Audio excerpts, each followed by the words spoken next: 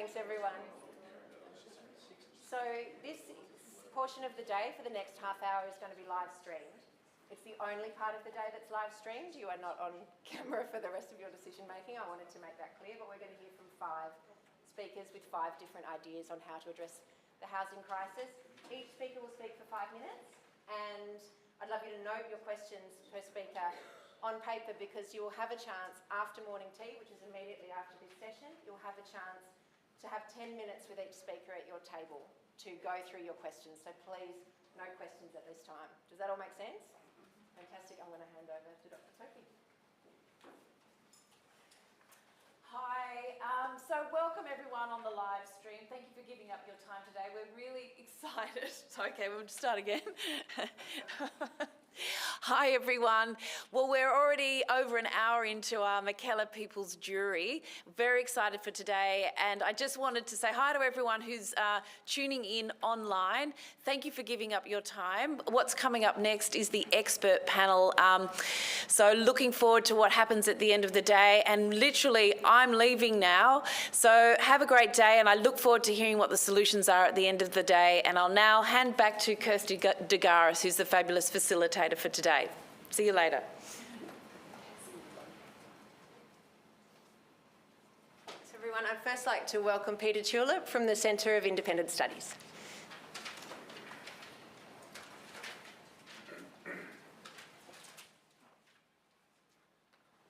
And I'll talk for about 5 minutes, if that's okay. So my name is Peter Tulip from the Centre for Independent Studies. Zoning restrictions limit the supply of housing. And when the supply of any good is restricted, its price rises. That's the essence of our housing affordability crisis. It's the message of a whole series of official reports, and it's backed up by a mountain of evidence. For example, the New South Wales Productivity Commission estimates that planning restrictions raise the cost of the average Sydney apartment by 59%. It's huge. But that's not an outlier. There are a whole string of research studies with similar results. As another example, Auckland in New Zealand allowed medium density housing in most of its suburbs in 2016. In the following years, construction doubled. Rents in Auckland are estimated to have fallen about 20 to 30% relative to what they would have been otherwise. And there are a whole lot of other examples like that. I could go on, but they're listed in these official summaries, and that's why the expert consensus on this is so strong. Now, you may have heard that those estimates and evidence like that is contested and controversial, and that's true. But it's in the same way that the evidence on climate change or vaccination or tobacco smoking or fluoridation is contested. Among researchers, those objections aren't taken seriously. Why do we have these harmful restrictions? NIMBYs. Local residents say, "Not in my backyard. Put the housing somewhere else." And if everybody says that, and we give everybody a veto, then nothing gets built. So what should we do about it? First and foremost, state governments need to tell local councils to allow more housing. And in New South Wales, the Minns government is doing that through the Transport-Oriented Development Program, which you've probably heard about. It's also doing that by setting high housing targets for local councils. For example, Northern Beaches Council has a target of about 1,200 house dwellings a year, which amounts to about 1% of the dwelling stock.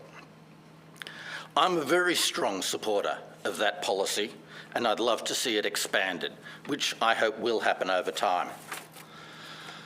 But what can the federal government and MPs like Sophie Scamps, what can they do? So a major difficulty with increasing housing targets is a shortage of infrastructure. For example, and this is something I'm sure everyone here knows, Military Road and Monavale Road can barely take any more traffic in peak hour. And that makes increasing housing on the northern beaches impractical and unpopular. In other places, like Edgecliff and other eastern suburbs areas, the problem is water and sewerage. In other places, it's rail. Problems like that can be solved with money, which is what the federal government has a lot of. There's also a problem of priorities, and there the federal government is lacking. If the federal government was serious about its target of 1.2 million homes, it needs to put its money where its mouth is. And assistance with housing-friendly infrastructure would help a lot. Now, the government already provides a fair bit of financial assistance for extra housing, but I don't think that's working well. People don't see a connection between the extra housing they're asked to take in their neighbourhoods and the money that the state government gets. Partly because they think it'll be spent elsewhere, partly because they think it'll be spent on things that they don't especially value. An explicit quid pro quo of local infrastructure for housing makes the benefits tangible while overcoming the major objection to extra housing. That is, there needs to be a deal, something like the Beaches Link tunnel, solving the Military Road problem, in return for extra housing, maybe 10,000, 20,000 dwellings on the northern beaches. Note that neither the housing nor the Beaches Link tunnel might be justified on their own, but as a package, they both make each other worthwhile. And doing deals like that in communities around the country would go a long way to reducing the housing crisis. Thanks.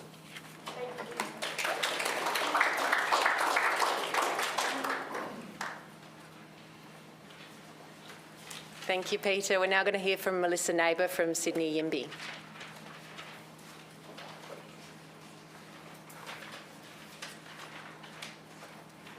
Okay. Hello, everybody. My name is Melissa Neighbour. I'm a town planner by day and a Sydney YIMBY person by night and on the weekends, like now.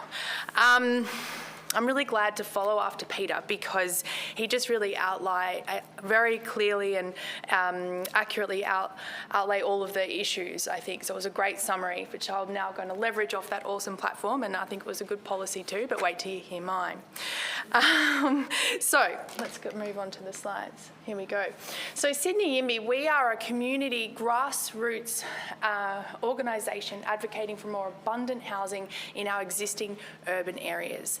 And I'll just dive a little bit into the problem here. So you'll see what I've said here. I know these are a bit boring slides, but I'll talk to them. It's really just for me to keep on track. Established Sydney communities are ideal for denser housing due to their access to transport, services and infrastructure. So urban sprawl and building out is not an ideal urban pattern, okay? We know that, right? So there's a host of problems that come with it. What I found really interesting in the Productivity Commission that came out last year was that they said that sprawl costs it costs to build a home with urban sprawl, it costs an extra $75,000 than what it would if we were building in our existing urban areas. It is incredibly inefficient to keep building out, let alone all of the koala habitats, and let's not talk about the platypuses. So we need to build in our existing urban areas. All the evidence shows us that this is what we need to do. But of course, there is resistance to the supply of new homes. Now, sometimes there's a real issue with infrastructure, which is what Peter just spoke about, but often it's a perceived fear around lack of infrastructure, and sometimes, in my opinion, it's even weaponised when people say, oh, we don't have enough infrastructure, and it's not actually true. Okay, so it's used to say, no, we don't want it. So what we are trying to do here at Sydney YIMBY, and we're made up of all sorts of different people. We are member-based. We don't take any funds from developers. We don't have any developers that in our membership. We really are just people who genuinely want to see more housing for all the reasons I've just mentioned. Plus, we also can't afford one ourselves. So what we're saying is that we believe that we can overcome this perceived lack of infrastructure or these issues that people who say not in my backyard come up with. We're trying to alleviate their concerns, and we want to do that via this policy. So this is as much about providing more infrastructure and the funds to do that from the feds, as much as it is about trying to overcome this perceived fear and say, hey, let's not worry about it, we've got a solution. There will be more infrastructure. We're going to get the funds from the federal government. So that's as Peter accurately said, the federal government doesn't have a lot of levers in terms of policy, right? So, but they do have money. So let's get some of that money.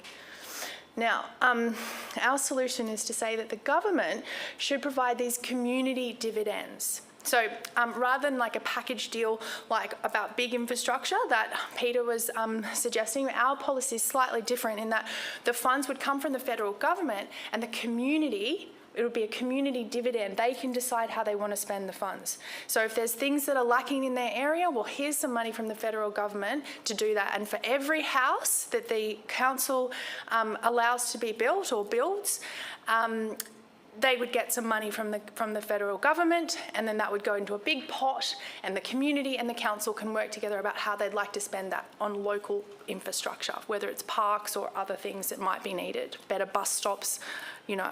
So that's pretty much the solution that we're talking about. Have I said dividends? Yeah. So yeah, it's as much, as I said, about like providing the infrastructure and the funds for that, as it is about helping the community to come on board with building more housing and to stop saying no in my backyard and start saying yes in my backyard.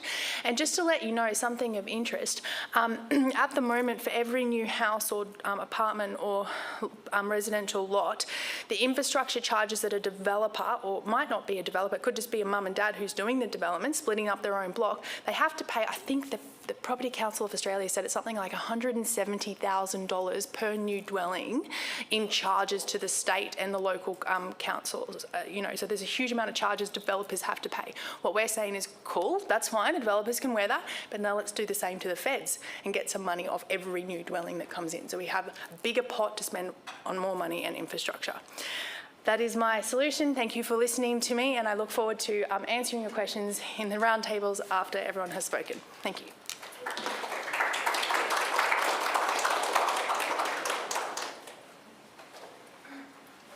Thank you, Melissa. We're next going to hear from Wendy Hayhurst from, from Community Housing Association. Welcome, Wendy.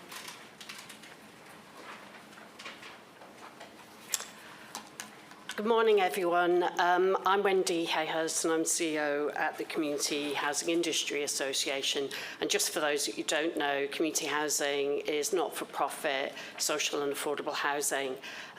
So I just want to say, I do agree we need more housing, but we're building housing for people, and we have to make sure that we provide housing for the whole diversity of the Australian population. So I want to talk to you about three things I want that should increase the amount of social and affordable housing in Australia. And that's housing for people who, it might be a woman who's escaping domestic and family violence, who's on welfare benefits. It might be someone who's earning very little, but working very hard in a retirement village or in a disability service provider. Or it might be, and increasingly in Australia it's people who are actually qualified and working as nurses in hospitals and teachers and police. So we're talking about a whole range of people now who cannot afford to have accommodation in the market. So we need increasingly to think about not just how many houses we're building and constructing, but who that housing is going to be affordable for. So I want to talk to you about three potential solutions. One is, we know the federal government is going to produce a housing plan. They've been talking about it for a little while. We have to make sure that that housing plan is something that is going to be acted upon. So the first thing we're asking for is that that plan is legislated. So it becomes an obligation not just on the current government that's sitting in Canberra, but in future governments. So we give everyone long-term certainty and clarity about what it is we're going to achieve. And one of the major objectives in there has to be a pipeline of social funding for a pipeline of social and affordable housing, because there is no way to deliver social and affordable housing, subsidised housing, without government investment in it. And it cannot be a stop-start as it has been over the past 10, 20 years.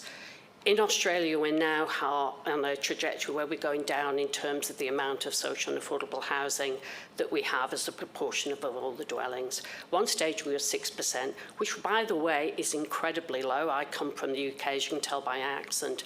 Even after the right to buy, we still have 17 to 18% social and affordable housing there. We have now under 4%. So we need that long-term certainty. We need those funding. The Housing Australia Future Fund, which some of you will have heard of, is good. But once it's created that 30,000 homes, that's it. The second thing is, we know the private sector is delivering more housing. There should be an obligation that any housing development of above 2-3 dwellings has a proportion of social and affordable housing. And you're thinking, how on earth could that be the case? Well, mandatory inclusion rezoning, if we can introduce it across Australia in areas where land values are high, could either, on a large development, a proportion of the dwellings could be social and affordable housing, or it could be a cash contribution, particularly because we need social and affordable housing close to services, to schools and transport. And you're going to say to me, that will kill development? No, it won't. Because if we have clarity about the percentage, and developers have clarity about the percentage of housing they have to deliver, they will price that into the amount that they pay for the land. So it would be the land takes the hit. It won't be a tax, an increase on the cost of development. And that will complement the government investment as well. The third thing we need to be sure of is that we do not lose the social housing that we have at the moment. We need to ensure that we have also a strategy to retrofit and ensure that the energy performance of our existing social and affordable housing is brought up. We know that at the moment it isn't just the cost of housing, but it's the cost of energy for a lot of people as well. So if that long-term plan can include investment, direct government investment in social and affordable housing, it can include an incentive payment to ensure that states and territories implement mandatory inclusion rezoning and a payment by results, and a long-term fund to retrofit our existing social and affordable housing, I think we will make sure that most Australians have a decent, safe, secure and affordable place to live. Thank you.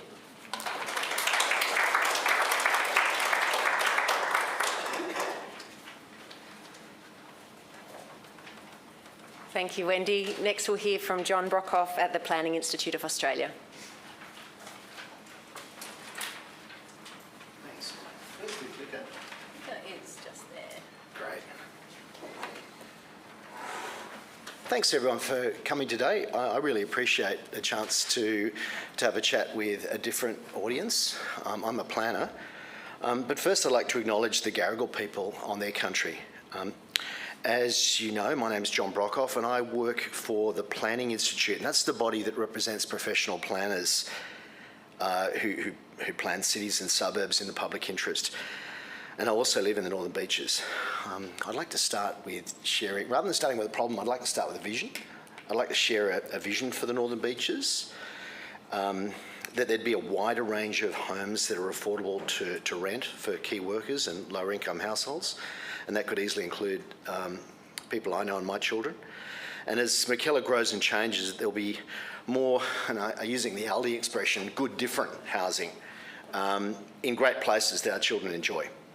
And gradually, housing will become, it's my vision that housing will become one of the many things that we invest in, not the only thing. We're here talking about housing, but what is it? I don't live in a supply, I live in a home. Housing is an investment asset. It's traded as such, along with the land it sits on. It's definitely shelter, it's a roof over your head. And it's also a basic human right, and it's necessary for survival in a fair country.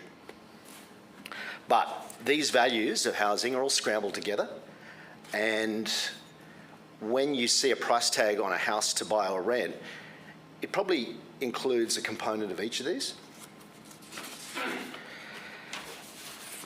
I'm not sure if you've already been through the snapshot, but thanks to the Parliamentary Library for providing that insight today on Mackellar.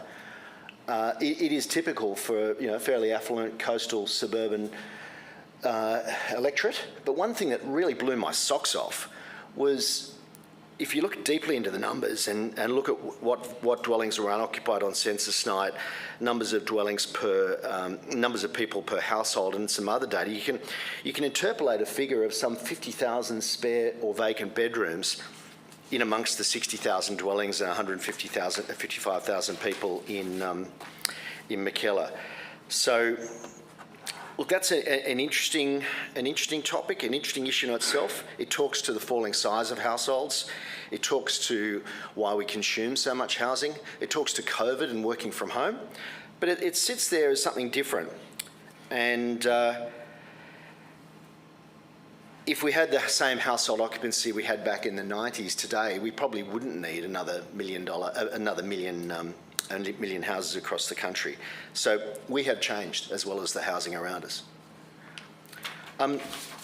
Rather than talk about one overarching terrible housing crisis, I'd like to think that there's more than one housing crisis and more than one solution. And in fact, if we address gradually each of them, we can get closer to that vision that I mentioned. Firstly, there's a deposit crisis, and that's all about buying and getting into the market as a homeowner.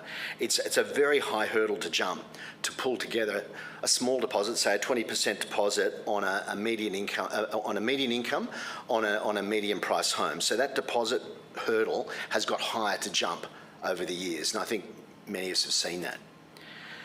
The other element of the housing crisis is the rental crisis, and if you're part of a growing share of people that are unable to find a suitable place to rent at a fair proportion of your income, this can easily send low and even moderate income earners to the margins of our community.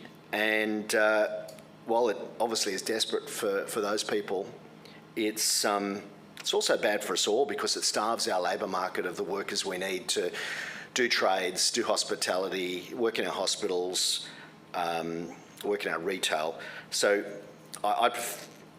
it's important right across the dial. Then the homelessness crisis. Right across the spectrum of housing, that's what happens when you can no longer rely on the private market. There isn't sufficient emergency or social accommodation available, and you find yourself homelessness. And these people are at the most risk and have the most serious needs. And we've got to provide the housing everywhere, including in Mackellar, to provide that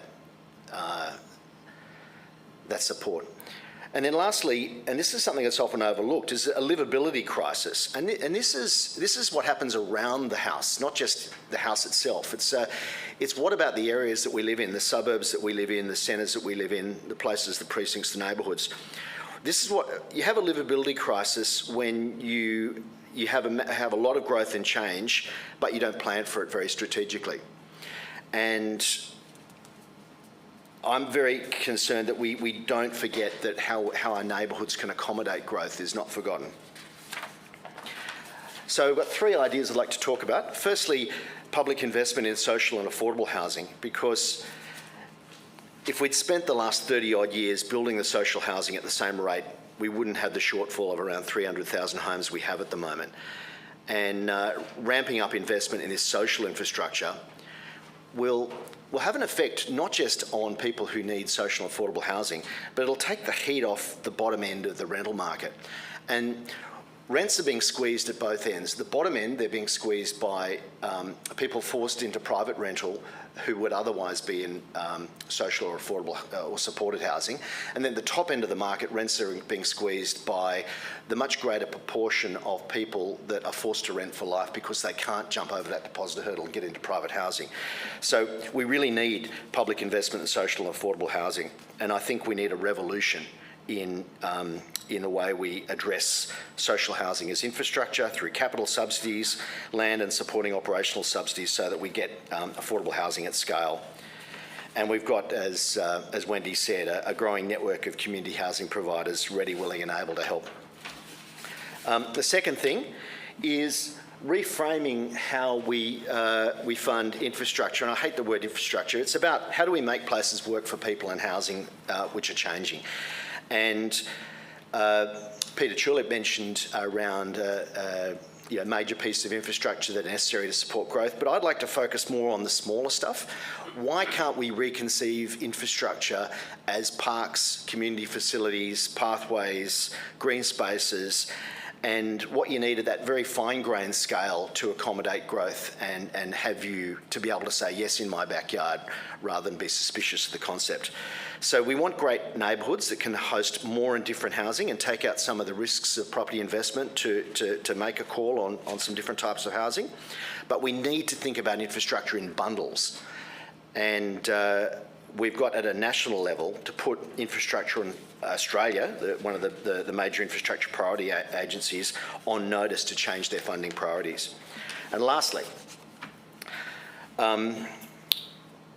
it would be neat to build our way to cheaper housing by flooding the market, but it won't happen. Even if we rezone everywhere all at once and improve slow application process, which we must, we'll still find that the new housing we build takes forever to trickle down, and it'll begin as a premium product and it'll still be a high cost product in the market, and it'll take decades to filter into lower prices across the board. And in the meantime, we have to deal with those with the massive existing stock that's only added to marginally each year. So what gives?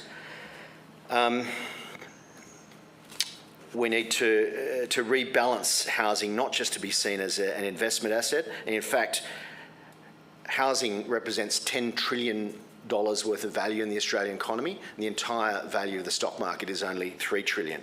So I think in the future, we need to work towards a place where tax advantages no longer just favour housing as an investment asset. And I would like to wrap up with a postcard to Canberra for Sophie. And I would like Sophie to take this postcard back because it talks to that vision at the beginning. Why not increase capital and operational subsidies of the Housing Australia Future Fund to part fund Mackellar's fair share of 300,000 additional social affordable homes?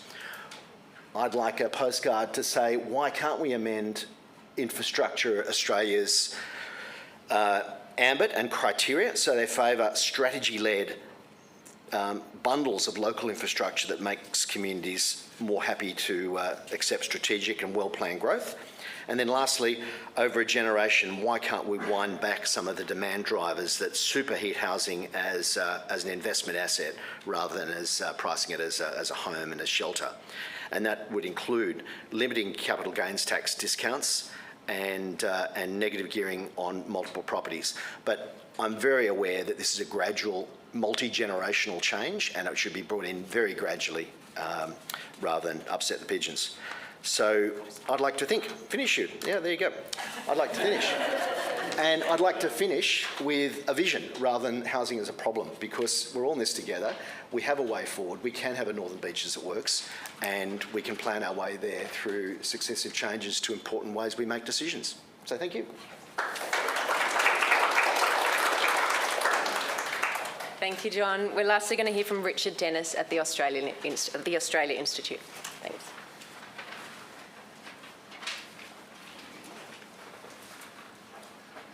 Oh, thanks everyone, and thanks for being a part of what I think is such an important conversation.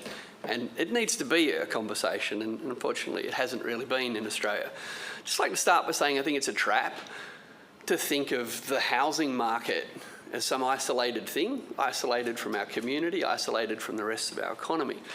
We're not going to tackle problems with crime by increasing the supply of prisons, and we're not going to solve the problems, all of the multifaceted, complex problems of housing, by simply letting property developers do what they want and depicting planners as the enemy.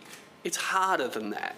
It's much harder than that. And again, we need to see that housing is part of much bigger, much more complicated problems. And to be clear, that housing isn't in crisis. The houses are fine. The houses are fine. And most people who own houses, they're fine too. In fact, the prices are going up, and that's great for lots of people who own more than one house. It's a really good thing.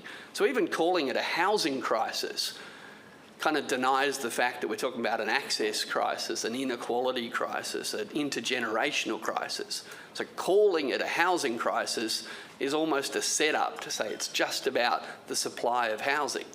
To be clear, the ABS says that we're building houses faster than the population's growing. That's the ABS. The reality is, though, that we're building holiday homes for the holiday homeless, not homes for the homeless. This is a distributional problem. Builders don't work for people that need accommodation. Builders work for people with money to pay builders to build a thing. And there's far more builders working on new bathrooms and new bedrooms in big houses than there are builders building new houses for young people, let alone for homeless people. So again, calling it a housing market is a trap, it's a trick. And we need to look at, and economists talk about markets, supply and demand. Economists, the economist that invented the supply and demand curves was once asked, is it supply or demand that sets the price? And he said, that's like being asked, is it the upper or lower arm of the scissors that do the cutting?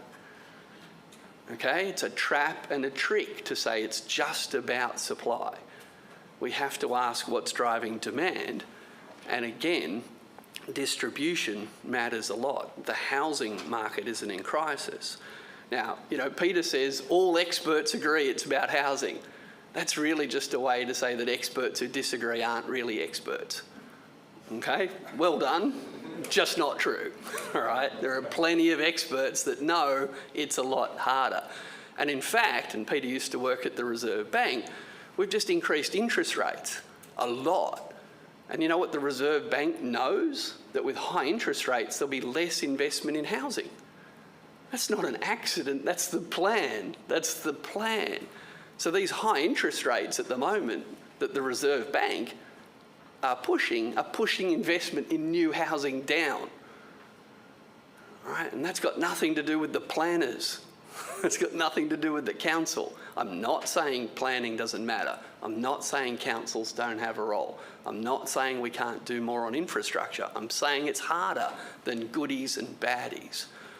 And we actually have to look at all of these things at the same time and not fall for the trap of saying there's a housing market and if only we increase supply, it's like increasing the supply of prawns at Christmas time will push the price of prawns down. Maybe, but maybe it's more complicated than that.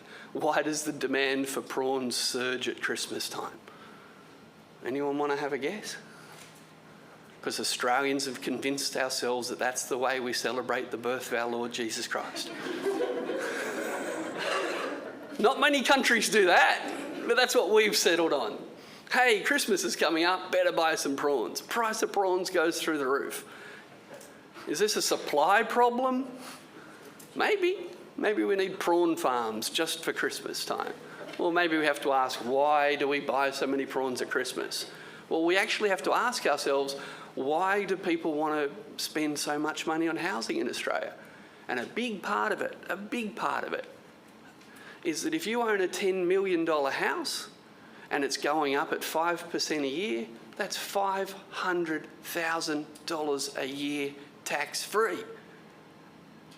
$10 million house, 5% capital gain means $500,000 a year in tax-free capital gain. That's not a crisis. That's an opportunity. Now, we've told ourselves that capital gains tax should not be applied to the family home. Shouldn't. That would be bad. That would discourage investment in housing. Sorry, what? My $20 million house making me $1 million a year in tax-free capital gain, I need that to incentivise someone to build a house over here? Yeah, no. That's just nonsense. So to wrap up, there's a complicated problem. That's why we haven't fixed it. That's why you're here today. So beware the seduction of the simple solution, but understand that in Australia, while we've got capital gains tax-free on all house increases, no matter whether your house is a $200,000 house, $1 million house or a $20 million house, we've chosen to massively underinvest in what we used to be proud of, public housing and community housing. This is not complicated. We've stigmatised public housing. We said it's bad. You should only really want to live in it. You should be ashamed to live in it for too long. But you know what? I'm proud of our Defence Force. And that's why I'm glad we've got a Defence Housing Authority. And there's a hint in the name. You know what the Defence Housing Authority does? Builds public housing for soldiers. Imagine if we had public housing for nurses or teachers or, I don't know, people. Not that complicated, not a silver bullet, but it's not all about property developers good, planners bad. Thank you very much.